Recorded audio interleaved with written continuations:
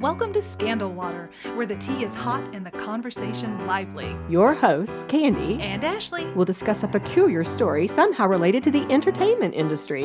This podcast might not change the world, but it just might satisfy your thirst for an intriguing tale. Oh, it's that time of day. Tune in and hear what the ladies say. It's time to bend your ear when the silver screen appears. Stories about the stage and screen and everything in between. So come on and join the fun. The curtain opens in 3, 2, 1. Stories in Scandal Water, it's where you need to be. Stories in Scandal Water, let's pour you a cup of tea. Happy New Year's, Ashley. Happy New Year. We are here. We are here. Oh, man, we are Goodness, here. it has been a little crazy for Yes, it us. has. Yes, but we are excited that we are recording a happy episode today Yes. that actually airs on New Year's Eve. So the Yes. timing is really good, and we are ready to think happy thoughts Yes. and to record a happy episode. Yes. So before we get started, in our timeline, the Toys episode just aired. yes. And I got a phone call from my mother who said, No. who said that I can tell you why you can't find those little Cabbage Patch dolls. I sent them to Goodwill because you hated them. I am so ashamed of myself, of my young kid self, because she said she worked so hard on these Cabbage Patch dolls, and she snuck around because they couldn't find them, and she made the dolls, and she said, I literally said, I hate it. I know, what a terrible little kid I was. Well, so but I you want were to so young, I'm sure. I don't know. That's no call to be a jerk. know. So I'm going to say I am very sorry. And I could have swore that I still had those little dolls. And apparently the nostalgia of it stuck with me, where I was very pleased with them as a 44-year-old, but as a 8-year-old or whatever, I was not having it. She said I did not like dolls. So there's that. And then she also told me that I could tell you why those parents go out. She said, I'd have put on some hockey gear and I'd have punched some other mama to get you that She-Ra sword because of she knew what the next 40 years were going to be like where I didn't get that She-Ra sword. So she's like, that's why they do it. It would have been worth it. It would have been worth it for me. So I told her, I said, okay, I promise that I will say something at the top of the next episode for you. So I'm very sorry, Mom, that I did not like how much work you put into it. And I'm sorry that I give you such grief about the She-Ra sword, but it has been delightful to do that. And it only took 30 some odd years for this Absolutely. apology to come to you. No, I've said sorry before, okay. but I wanted to make it a public thing. Yes. So let's go right into it. Ashley, what does a typical New Year's Eve look like for you? Do you stay up till midnight? Well, we used to. Many years ago, we had a wonderful tradition where we would go to see an Elvis impersonator. Oh, fun. It was really, really fun. He would DJ for most of the night, and then he would do a couple sets. He would do young Elvis, and he would do an old well, not old, but you know what I mean, the older Elvis. And then he would ring in the new year, and it was just really fun. And we had this group that we sat with at a table, and I was probably the youngest person there by a lot, but that was okay with me. And we just saw them every New Year's. And so you it was became just like a little New Year's yeah, Eve we did. group. Yeah. And then he retired out from that, so it kind of broke up. But that was a really fun tradition for a lot of years. And now we just kind of just stay home. You know, not a lot going on right now. I think for my family, we've never been one of those going out and, getting into a big crowd, celebrating at a restaurant or some event type family. But oftentimes we will try to stay up till midnight. We Yeah. will try to watch the ball drop. We'll do the little hug and kiss. Right. If we can make it. Because If you can make it to that point. Some years we don't stay up till midnight. We have the cutest picture. It was when Kennedy was about, oh my gosh, probably no more than 6 or 7 years old. And we were watching TV together as a family. So somebody took a picture. Kirk and I somehow ended up on the couch together. Yeah. So we're snuggled up on the couch. Yeah. And then Kennedy had come and gotten in front of me. So literally 3 of us are on this little bitty couch, and it's midnight. Kennedy is awake. You guys are asleep. And we are both asleep behind her. And it's the cutest She's thing. like, Happy New Year, just to me. I know. I love that picture. But all that to say. Yes. Ashley's so good at noticing dates. She Yes. picked up very early on that we were going to have an episode that would come out on New Year's Eve. And we knew Yes. we wanted to do something special. Yeah. So this episode will focus on some of the common traditions and customs that are practiced at, for New Year's Eve in America. Oh, that's great. Yeah. Well, and then as I started researching, I came across so many fun things that people from other countries or other cultures do to celebrate. And I thought, you know what? Before I go into all these things that we do in America, let's take just a few minutes to mention a couple of the fun practices that other people. Oh, that's really cool. Yes. So, Ashley, Yes. I'm going to hit you with a few things. All right. So first, I wanted to start by discussing a fun Latin American New Year's tradition neat. related to what you wear. So let me ask you first, when you Yeah. think about what people in America wear for New Year's Eve, Yes. what would that look like? Sparkly, dressy. If you're going out, it'd be sparkly, dressy, tux, something like that where you're going to a soiree or, in your case, pajamas.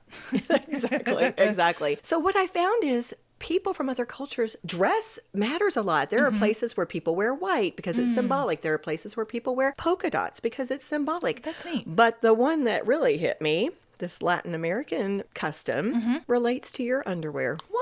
Yes. What Have are you you ever wearing? heard that No. your underwear matters? No. Guess what color most people, based on what I saw in the sources, it seemed like there was one color that was most popular to wear. Take a guess what it is. I'm going to guess white because of what you just said about the new year. No. No? White is, I'm not saying it's not Yeah, yeah. popular. White represents peace. So if you are following that custom and you are hoping for a peaceful, harmonious new year, you would wear white. That's what I'm going to do. Okay. That's what I'm going to do. But it seems like, based on what I saw, the really hot color that you would go for is yellow. Yellow. Yellow. A happy new year because it's a happy color? It represents wealth and Oh. success. Can I get a yellow and white stripes? That's what I need for Christmas to wear. I don't know if you can skirt the system like that, Ashley. I know you want to Double try, layer. But yeah. So a couple of the other colors, I'm sure that probably every color has significance, but just to name a few, red. Wear red if you're hoping for love and passion in the new year. Wear blue if you're hoping for health and wellness. Oh, Yeah. those are all important. Yeah, I'm just going to layer. I'm just going to go get a whole pack and layer. Okay, a second tradition that I wanted to mention. Now, this, again, I'm sure is practiced many places, but I saw the country Colombia mentioned a few times, so I'm going to call them out. This is one that it sounds like a lot of Colombians practice. I thought this was super fun, and I'm going to have you try it right now, no. Ashley. Oh, it's simple. It's Okay. nothing really hard. Okay. But what we're going to do is we're going to leave the table for a minute right now. Okay. I need you to grab a jacket. Oh, okay. And since you're not going to hear the audio for a few minutes, I'm going to grab my camera. We're going to do a quick little video recording of this. Okay. And then we'll come back and we'll share what happened. Okay, so I'm going to hit stop on this, right? Yes. Okay. Have you caught your breath yet? Not yet. So tell them what just happened. Well, Candy made me run in the snow. That's what happened. Okay, maybe let's give them the longer version. You give them the longer without version. the attitude, please. So I had a suitcase. What country was it? What were you saying? Colombia. Colombia. So in Colombia, people grab a suitcase and they run around the block or they run around inside. It depends on the source. Some sources said you were supposed to go around the block. Others said it was okay just to carry your suitcase around So inside they didn't have your to home. run? You said run. Some said that you were supposed to run. Okay. Okay. What does it symbolize?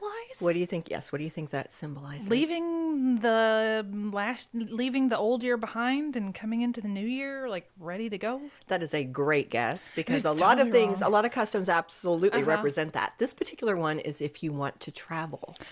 If you were hoping for travel in your new year, that is this symbolic thing to do, a tradition that you would follow. Again, it kind of depends on your sources. And I can see how in America, people have different variations of things. So it makes sense to me. You would have variations for other countries' customs as well. But some of them said that, let's say you wanted to go on more vacations or you wanted beach trips, you might even put sunscreen or a beach towel or something inside your suitcase Oh. to represent the type of travel that you're hoping for. Cool. I thought that was fun. yeah, I thought you it would did. be- I love that one.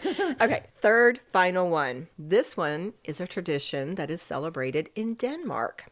I saw it mentioned in several sources. One of those was Forbes. And in their article, they said, quote, over the course of the year, that any chipped dishware that you would have, you would set aside, saving it up for the big day. Because what happens is on New Year's Eve, families travel around scattering broken pottery, like these shards of their dishes on other people's doorsteps. And it is a way to spread positivity. It is a way to show that you really like someone. Yeah. It's basically wishing them good luck. So if you wake up in Denmark and you have a ton of broken stuff on your doorstep, it means more luck in your new year. It also means you're very popular. And then you have to clean it up. And then you have to clean it up. That's what I'm thinking. Like, am I popular? Or is it a way to say, we don't like you?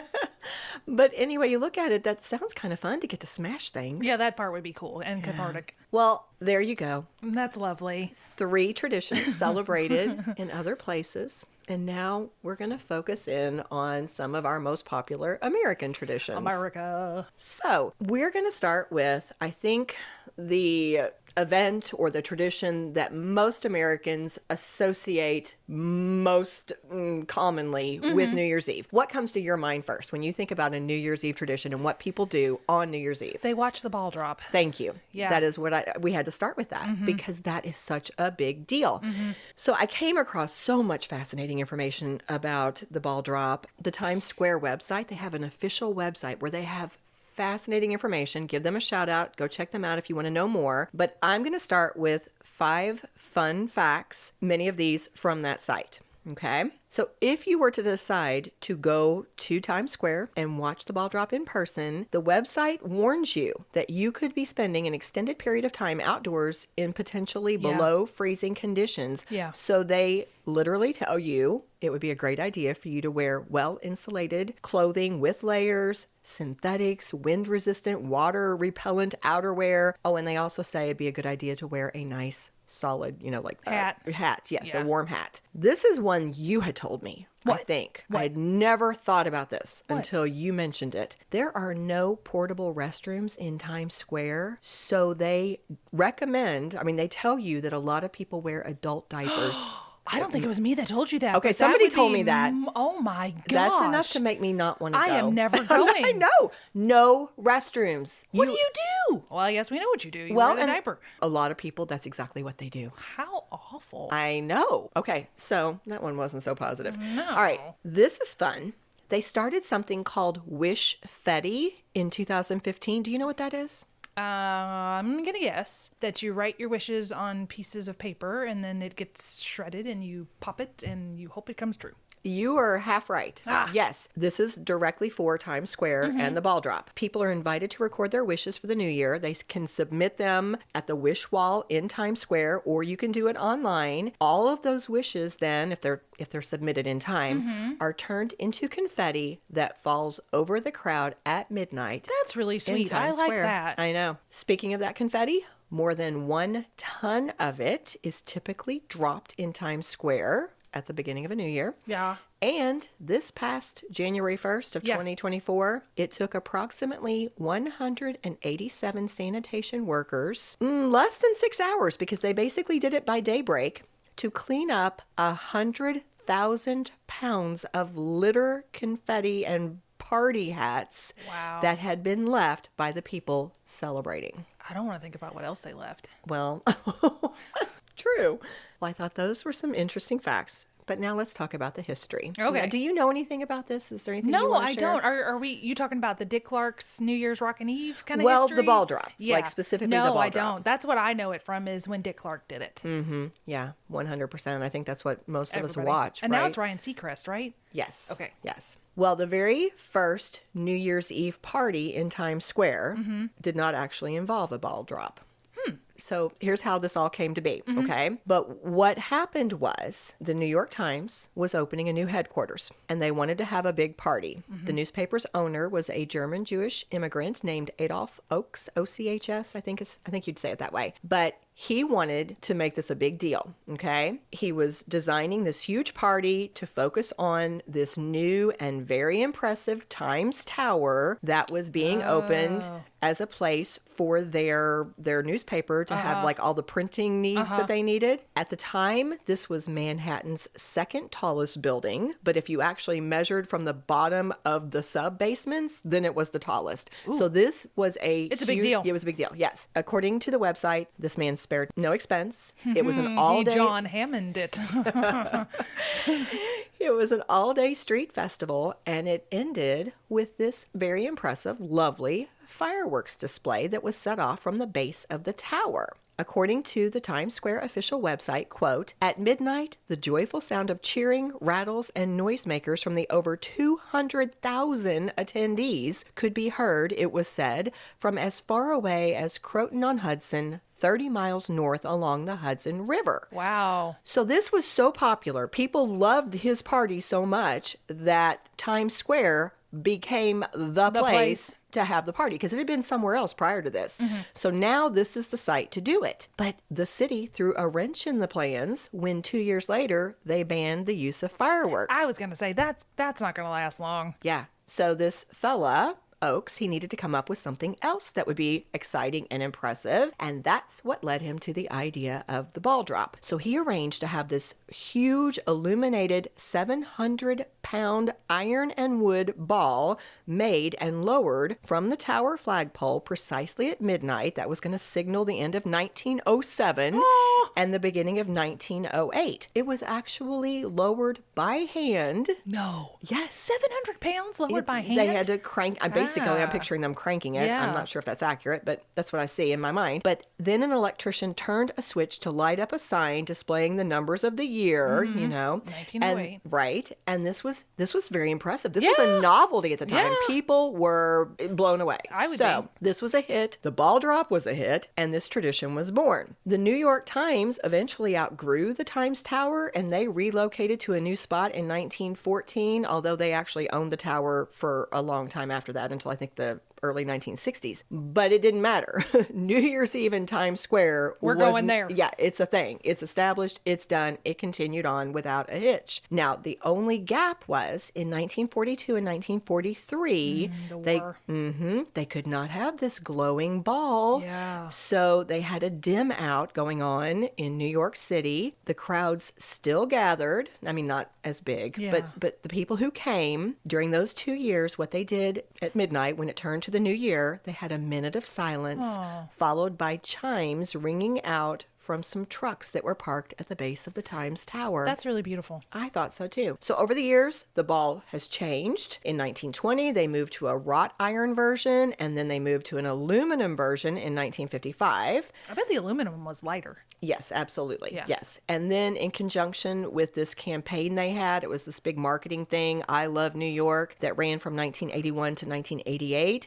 They made the ball look like an apple by adding red light bulbs and a green stem. In 1995, they upgraded it to having this aluminum skin, rhinestones, strobes, and it was controlled by a computer.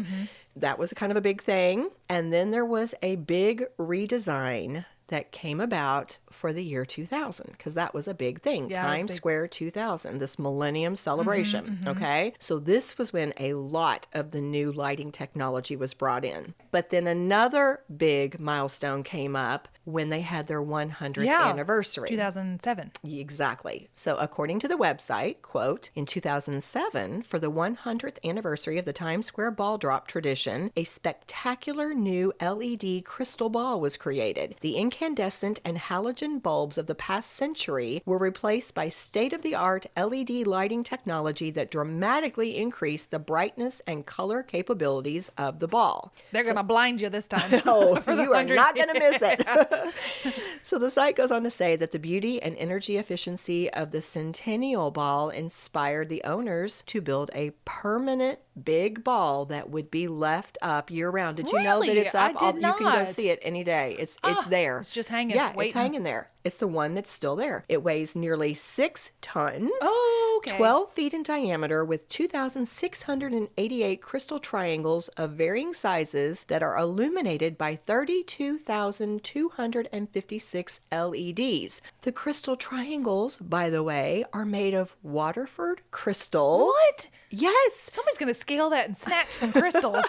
Well, the thing is, I knew none of this. I knew none of this. Those crystals are intentionally designed. They have different symbols. So, for example, 192 of those crystal triangles are the gift of love design, which has overlapping hearts entwined together, symbolizing love for family and friends, while 192 of them are gift of happiness design, which shows a sunburst radiating outward. It's supposed to talk, kind of give that idea of warm smiles and happiness. So in total, there are 9 symbols. I've mentioned 2. The other ones are gift of wisdom, gift of goodwill, gift of harmony, gift of serenity, gift of kindness, gift of wonder, and gift of fortitude. Beautiful. That is beautiful. Meaningful. Yeah. I did not know this. Not a bit of it. Yeah. And to bring this to a close, you've already mentioned it's not just about the ball drop, right? It's about the spectacle. It's about the show. It's about the artists and the people that come together. It is a big deal. That night is filled with broadcasts. Don't they sing and stuff? Oh, too? yeah. Yeah, they there's a have lot of stuff going so on. much going on. So much going on. And it's like on all the television networks. I mean, it is a huge thing. But to speak to the significance of this particular New Year's Eve tradition, I thought the Times Square website summed it up very nicely with these words. Today, New Year's Eve in Times Square is a bona fide international phenomenon. Each year, hundreds of thousands of people still gather around the tower, now known as One Times Square, and wait for hours in the cold of a New York winter for the famous ball lowering ceremony. Thanks to satellite technology, a worldwide audience estimated at over 1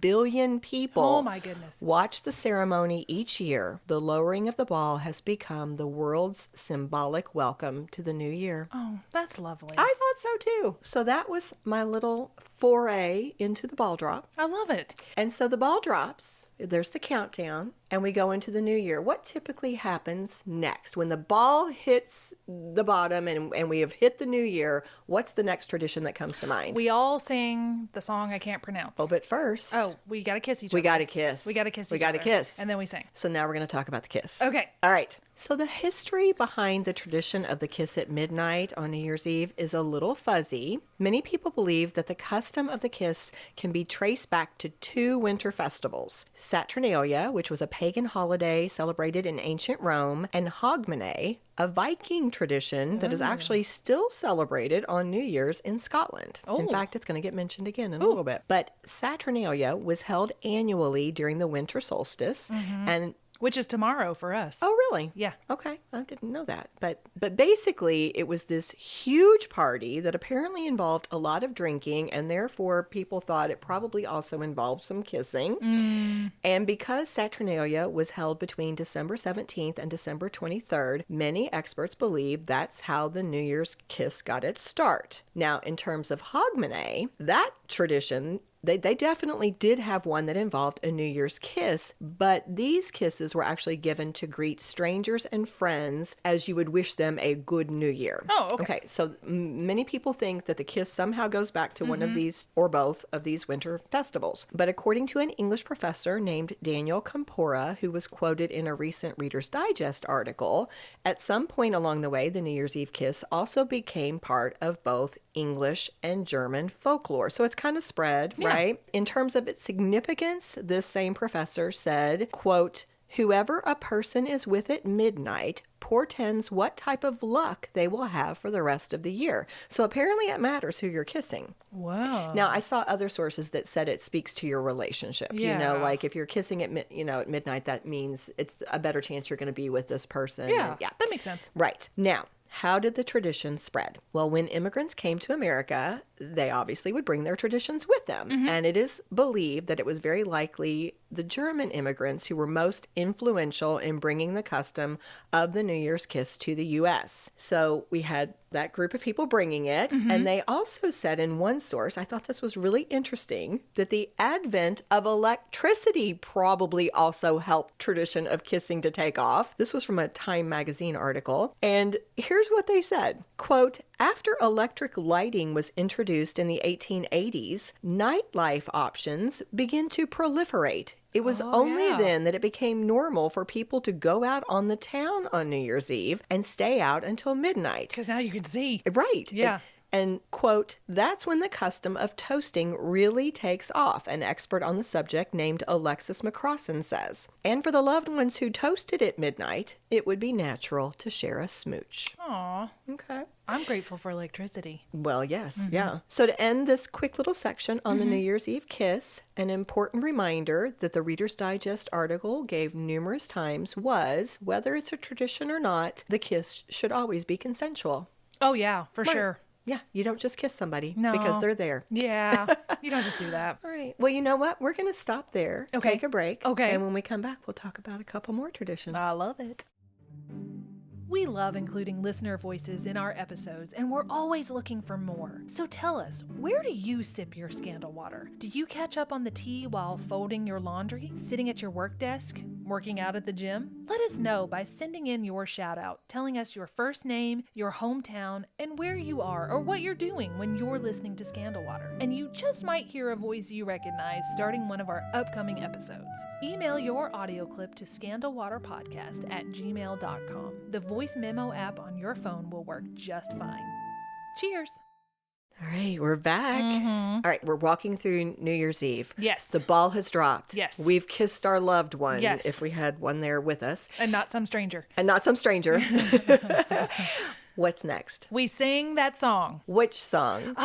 You're Auld Lang Syne. Yes, Auld Lang Syne. Yes. You want to sing a few bars for us? Well, should old acquaintance be forgot? Nice. To light something. Should Nice. old acquaintance be forgot? Yeah, that one. I had to look it up too. Yeah. The actual verse and chorus goes, should old acquaintance be forgot and never brought to mind? Never brought to mind. Should old acquaintance be forgot and Auld Lang Syne? Yeah. For Auld Lang Syne, my dear, for Auld Lang Syne, we'll take a cup of kindness yet for Auld Lang Syne. Yeah. Okay. Yeah, it's funny how we sing it, but we Don't know what we're we're saying. not great with the No. words. So, in terms of this song, it's been featured in several movies. It's a Wonderful Life. Did you remember that? I Yeah. saw it in my Yeah. research, but I did not recall that. Yeah. Can you name a couple of others? Ooh, was it in Elf? It was in Elf. Yeah. And one of your favorite movies, Ooh. Nora Ephron, Oh, was it in Sleepless in Seattle? When Harry Met Sally. Oh, and Harry Met Sally. Yes, I that's couldn't- right at the end when they're singing and he's like, "I love you. I love the way you order your sandwiches." I did not remember any of those until it was pointed out. And then I was like, Of course it is. of course, there they are. Yes. Well, the history of this song was so interesting to me. Do you know much about it? No, I don't. Okay, good. You're gonna hit me with all the knowledge. Okay, great. Well, it actually started out as a poem. And while everyone associates the song with the Scottish poet Robert Burns, he admitted from the start that he did not actually create it himself. What? Here's the backstory. Again, he is credited with writing the poem back in 1788, but he later straight up told a music publisher named George Thompson, and other people as well, I think, that I took it down from an old man's singing. So this was actually a song that was out there. So it's a song that became a poem that became a song. Yes, in short, but there's a little bit more to it. Okay. So it was already out there. It was this song. He listened to it. He recorded the words. Most people agree he probably used some of his creative, license to bump it up, improve it in many ways. But it's funny because he actually at some point wrote to James Johnson, who was putting together a book of old Scottish songs. He shared his version of Auld Lang Syne, describing it as, quote, these are his words, the following song, an old song of the olden times, and which has never been in print nor even in manuscript until I took it down from an old man. However, this is a little murky because a USA Today article shares that another poet had apparently actually recorded some or part of this song even before Robert Burns did. David Hopes, the director of the Robert Burns Birthplace Museum in Alloway, Scotland, told USA Today back in 2014 that there was this earlier version of Auld Lang Syne written down by Scottish poet Alan Ramsay that Robert Burns likely had seen and adapted. So this director shared that their museum actually displays Robert Burns' improved version beside this other version by this man, Alan Ramsay. Oh. Interesting. Any way you look at it, the point is it was already out there. Yeah. Somehow he took it, he recorded it. Yeah. Okay. And that's the power of copyright, everybody. and he probably never knew how popular this actually Yeah. made him, because unfortunately Robert Burns had passed away by the time that book that he submitted to Yeah. was published in 1796. Like, he is so associated with that song, even though he also was a poet who wrote other things and Yeah. obviously had other things to his name. But to back this up a bit, right? We've already established the song is out there. It had been sung long before Robert Burns ever recorded it. But what we have not said is that it had a different tune. Oh, what was it? Well, Do you it was know? more, I couldn't sing it, but Oh. it was more of a traditional folk sound. And Robert Burns was not a fan. He told that same music publisher, George Thompson, that it was mediocre. That was the word he used. He said, Yes. let me fix it up for you. Well, George Thompson did. So apparently between 1799 and 1801, this music fella, George Thompson, he fine-tuned and, kind of found this other melody for the song. And that's the one we sing today. So these guys changed it, created it, made it what it is today. And people love it. In English, the translation in English is a little unclear. Most people say that roughly Auld Lang Syne means times long past or old long since, something Yeah. along those lines. The basic interpretation is that the song is talking about old times, especially times that you fondly remember, or these old friendships, Yeah. these long friendships that It you're always thinking about makes me- fondly. It makes me feel melancholy. Yes. Very Yes. melancholy. So sentimental, so nostalgic sounding. Absolutely. Well, the Scottish tradition, this Hogmanay that I mentioned earlier, this holiday, it also relates to this song. We were talking about the fellow who was singing it, that old man. Yeah. Likely he was singing it as part of Scottish- Hogmanay. Yes. Ah. According to a National Geographic article, quote, "For centuries, Hogmanay, not Christmas, reigned as the biggest winter holiday in Scotland. After all, the Church of Scotland, the country's official church, had banned the celebration of Christmas in 1640 since it felt the holiday was not Protestant enough.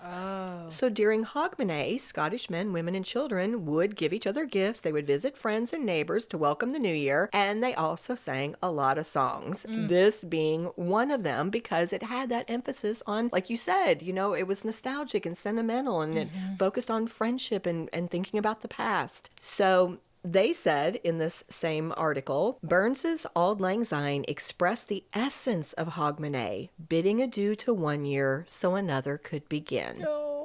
As before, as people emigrated from people left Scotland and moved to other places, they brought their Hogmanay traditions with them around the world, one of them being this song. But in terms of how it became so very popular in North America, most people give credit to Guy Lombardo and his Royal Canadian Orchestra. That was their name, Guy Lombardo and his Royal Canadians. They first played this song, Auld Lang Syne, during a New Year's Eve radio broadcast in 1929. It was such a big hit. That's that right after the Great Depression started in America. Yeah. So you would be super nostalgic or super melancholy at that point. So much emotion. Yeah. Much emotion. Well, it was huge. People loved it, and so it earned its place in their little playlist. They played it every year in their annual New Year's Eve show, which aired on radio at first, and eventually it also aired on television every year until, depending on the source, either 1976 or 1977. That is a long time. Yeah. So again, a lot of credit given to Guy Lombardo and his band. And the media. And the media, absolutely. And one last note, we had trouble remembering the words to just the first verse and the chorus. How many verses are there? There are actually 5. Oh my goodness. There are actually 5. But most people on New Year's Eve, they sing that first verse and the chorus. And if you go back to the original tradition, a lot of times people will cross. Oh, really? They cross their arms and they hold hands as they do it. That's sweet. Yeah. Well, that was Auld Lang Syne. I love it. the last one we're going to talk about. Yeah. New Year's Eve resolutions. Oh my goodness. Yeah. Yes. Do you do that? Yes and no. I don't put a lot of pressure on myself. I just kind of have a loose goal or a loose, like, what would I like? Sometimes I pick a word, what I want to do for the next year, like how do I want to improve myself? But I don't like put a lot of stress on myself. I have enough stress that I put on myself, so I try not to do that too. Yeah. Well, they're pretty popular. It's yeah, a pretty popular It's a thing to fresh do. start. Yeah, absolutely. Absolutely. According to a 2023 article on the Cleveland Clinic website, an estimated 44% of Americans do set New Year's resolutions. Generally, they focus on bettering themselves. Yeah, that seems to be the main focus. In fact, Forbes Health surveyed 1,000 people right after the start of 2024. They were trying to find out which resolutions tend to be most common. Now, this was Kept, like, those 44%, how many kept it, I wonder. I got an answer for you. Oh, okay, good. I do, Good, yes. But first, just thinking about the most Yeah. common resolutions, based on their results, they came up with their top 5. Would you like to guess what they Lose are? weight. That's always one of them. Work out, lose weight. Yep. What else do they want to do? Gosh, I don't know. I just think it's usually the gym memberships are always, you hear Yes. this, $1 for the month. Well, you've already hit 2 of them. I hit 2 of them? What did I say? You said work out and lose weight. Those are separate ones. Those are separate ones? Yeah. Oh, I thought they went together. Find love, maybe? That didn't make the top 5, but I bet it's in there. Take better care of themselves, mental health. Oh, yeah. Take You care got of it. that. You're hitting on it because Okay. a lot of them are very closely related. Okay, what are they? 48% said they wanted to improve their fitness. Mm-hmm. 38% said they would like to improve their finances. Oh, yeah. 36% said they wanted to improve their mental health. Yeah. 34% losing weight. Yeah. 32% said they would like to improve their diet. So they're Well, it's very all, like, they're food very related. closely Yeah. related. Yeah. Candida Moss, a historian and professor of theology. What a cool name. That is First a of good all. name, yeah. Okay. Yeah, but she's a historian and professor of theology at the University of Birmingham. She was quoted in a CBS News article published last Christmas talking about the history of New Year's resolutions. And she shared that the tradition can be traced way back in history, in fact, over 4,000 years ago, to the Babylonians. Here's a quote from her. The ancient Babylonians had a big celebration, almost 2 weeks long, where they celebrated the new year around springtime in March or April, and they would make resolutions. And they were small. Pay off small debts, small vows about better behavior, and the Romans would do the same thing. So this is interesting. It goes back to the Babylonians, but when it got to the Romans, this is when things changed a tiny bit. Okay, she pointed out that in 46 BC, Julius Caesar created a new Roman calendar that then had the new year start on the first day of January. Right. Instead of in springtime. Right. Yeah. January was named for the Roman god Janus, whose 2 faces looked both forward and back. So she points out, quote, that's really important for how we think about New Year's as a kind of taking stock and starting again. I'd never put that together, you know, that idea of looking back at the same time that you're looking forward. That makes sense. Yeah, really cool. At that time, way back when in history, those resolutions were generally about pleasing the gods because there was kind of like this religious overtone to the celebrations that tended to be what you did. You would try to think about what's going to please the gods. I'm going to right wrongs. I'm going to pay off debts, do good things, that type of thing. And they believed that if you kept your resolution, then that was a way for you to find favor. Obviously, today, that's not how people associate Resolutions. Right. The New Year, or even the New Year's holiday anymore. I don't think many, I could be wrong, but I don't think many people think of it as a religious holiday in any way. I'm not sure, but they may. Some might. But people tend, as we saw from the examples that we just discussed, people tend nowadays to think more about self-improvement, self-help, themselves. Yeah. that type of thing when they make their resolutions. But you nailed it. The problem is They don't keep them. they don't keep them. Yes. Like a week into it. There's always next year.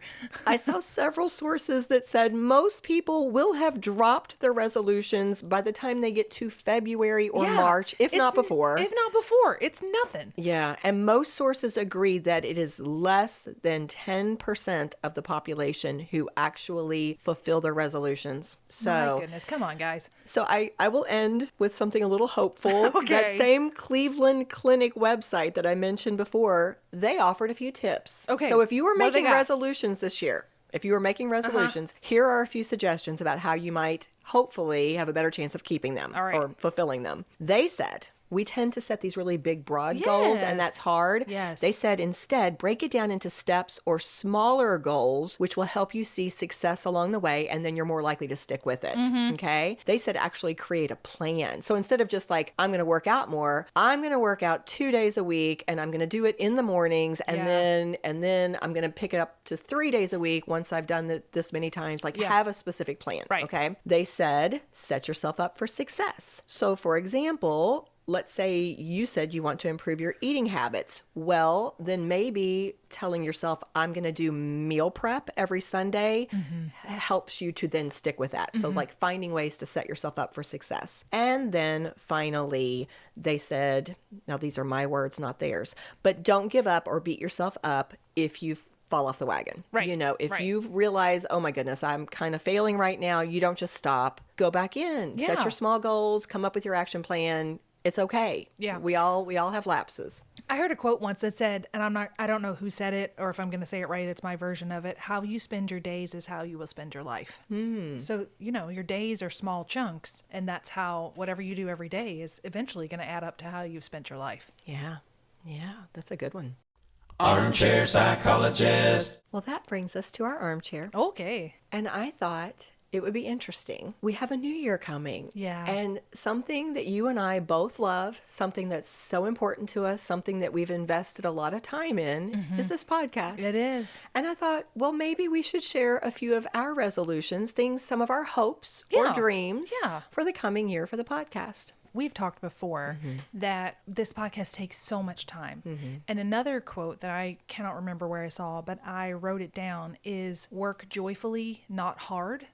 So for me, I know that you and I tend to get really stressed about making sure that we get these episodes out every week. And we've had a lot of setbacks in December personally in our personal lives. And it has been really hard. It has been and a even really hard month. scheduling today's episode was really hard. Right.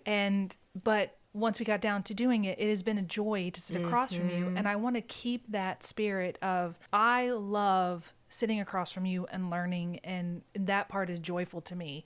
It's the prep and the editing that can be hard. So I need to, in myself, take the joy to those parts as well. You know, just feel more joyful in this really hard work, but look at it as I get to do this, not I have to do this. Does that make sense? Absolutely. And that is so beautifully said, because I cannot tell you how much this podcast means to me. And every time somebody says, I loved your episode, or I like to listen, or this was so interesting to me. I mean, anything like that means the world. And again, you just said it so beautifully, getting to work with you, getting to do this together. This is just a joy. But I do think along those same lines, we've talked about finding ways to maybe streamline processes to try to save a little time, because it is just so time consuming for both of us, but we both love it and we want to continue doing it. So finding those ways. I think so. And I guess we can mention this. We've mentioned it before, but we knew that December was going to be hard for us personally. We went ahead and made the decision to take January off,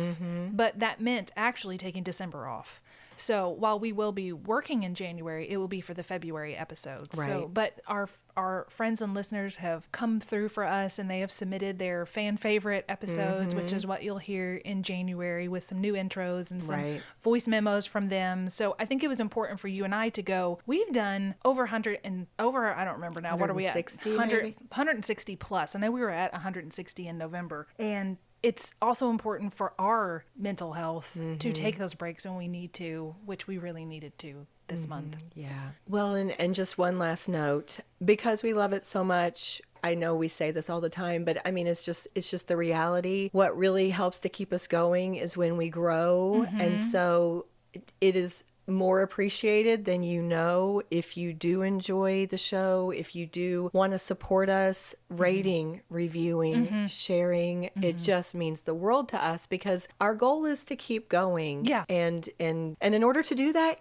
you have to grow. You do. You do. So that would be another resolution. I hope we find ways to continue to connect with our listeners, that we continue to be a podcast and friends. I hope you see us as friends. Yeah. You know, I know a lot of people have said they talk to us, which I do too. When I listen to podcasts, I talk to the host like they can hear me. And that makes me happy because that means they do think of us as friends that they can talk to. I love that. Absolutely. Absolutely. Well, then let's bring it to a close. It's the end of 2024 for everyone. For everyone, yes. And for us, we'll just say we love you. We thank you for spending the past year with us. We hope your 2025 is beautiful and amazing. And cheers to you. Cheers. If you love what we do, please rate and review our show. Or you can become a supporter by making a donation through buymeacoffee.com/scandalwaterpod. Whether a single gift or a recurring monthly donation, it would go a long way towards supporting our work and allowing us to keep the tea brewing. At our website, www.scandalwaterpodcast.com, you can submit questions or your own story ideas, access our sources and show notes, see the merch we offer for sale, and more. You can join the Scandal Water community through our Scandal Water Podcast Facebook page or follow us on Instagram or TikTok at Scandal Water Podcast. This episode was executive produced by Candy Thomas, that's me, and Ashley Raymer Brown. That's me.